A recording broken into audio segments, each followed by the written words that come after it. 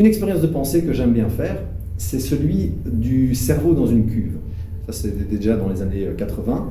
Donc, c'est d'imaginer qu'on prend un cerveau, on coupe tout, il n'y a plus d'organes sensoriels, il n'y a plus d'input au niveau des yeux, des oreilles, il n'y a rien.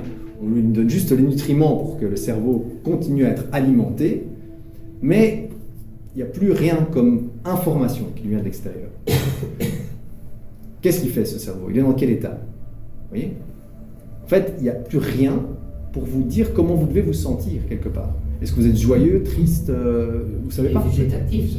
Et végétatif peut-être. Après, s'il a eu une expérience humaine, il peut peut-être fantasmer des choses.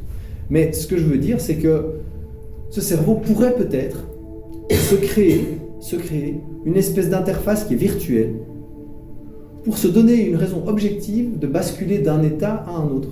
D'accord? Un espèce de rêve où vous vous dites, puisque je ne sais pas dans quel état je vais être, je vais me créer un monde qui est de l'imagination pure, de la fantaisie. Comme ça, j'ai une raison pour basculer, une méthode pour basculer d'un état où, tiens, là je suis joyeux, là je suis triste, là j'ai mal, là j'ai pas mal. Parce que sinon, vous ne savez pas. D'accord? Et donc c'est comme si ces cellules à l'intérieur de mon corps, elles ont des milliards et des milliards de potentiel de ce qu'elles pourraient faire. Moi, je pourrais me mettre à danser maintenant, je pourrais me mettre à courir, je pourrais sauter par la fenêtre, je pourrais m'asseoir, voilà.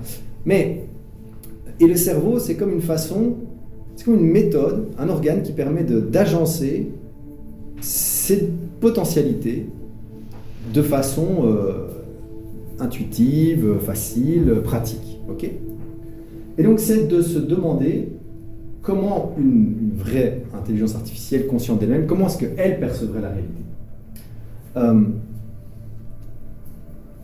Et donc, la réalité extérieure est une représentation symbolique des futurs états intérieurs potentiels de l'être. Toutes les expériences extérieures se traduisent par des changements dans nos états intérieurs. Donc, cette barrière de la peau, c'est comme si ça convertissait les événements qui se passent là dans une réalité symbolique en une réalité biochimique à l'intérieur. Ok? Donc voilà, je me cogne à la table. Cette expérience, moi, je la vis d'une certaine manière, mais en tout cas, à l'intérieur de mon corps, il y a plein de réactions biochimiques qui se font, qui sont en miroir de cette expérience extérieure. Okay? Et les deux sont synchronisés, en fait.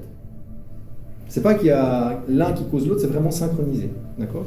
Donc, en fait, quand vous regardez là, autour de vous, vous regardez dans le futur.